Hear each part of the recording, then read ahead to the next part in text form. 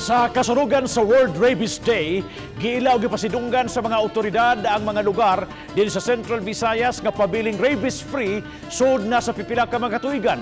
Dungan sa pag-awhag sa mga pet owners nga siguraduhang mabakunahan yon ang ilang mga binuhi. Ang report ni Fee Marie Dumabok. Pipila ka adlaw ang milabay may mga binuhing manok nga gituhang gibalbal apan gipaakan di ay sila sa irong buang. Kini ang gustong likayan sa Lapu-Lapu City Veterinary Office sa ilang pag-awag sa mga pet lovers nga bakunahan ang binuhing mga iro ug iring. Mato di Lenita Laude nga importante usab nga paparehistro ang mga iro aron kuno galing makadisgrasya sama sa makapaak mahibaw-an ang estado niini. Laing awhag ni Laude sa publiko nga ipahibaw kanila kung aduna may mga saag nga iro aron makuha ang mga iro sa kadalanan ug kalikayan ang posibilidad nga makapaak kini o mga tao o kaha sa laing mananap.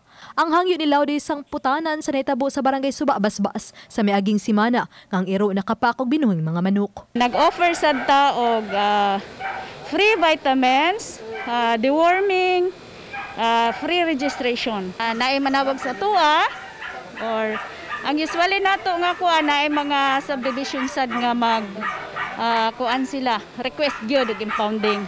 Kini maoy city impounding area dinhi sa Dakbayan sa Lapu-Lapu din sa pagkakaron aduna sila 15 ka mga iro. Kini sila sagad mga surrender dogs kay matud pa man sa nagdumala ang ilang mga amo or tag-iya wa na ikapatambal ug way ikapakaon tungod sa kalisod ug tungod usab sa nasinating pandemya karong panahona.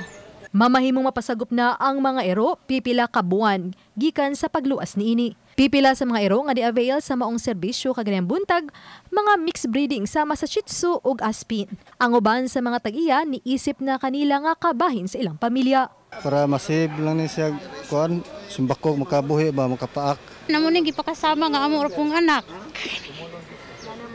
Kay kanang kuan man siya, kuan namang sila o bali upat na sila ang iro sa balay ba din. Mabilin sa balay. Uban ni Godfrey Rilien, ako si Fee Marie Dumabok.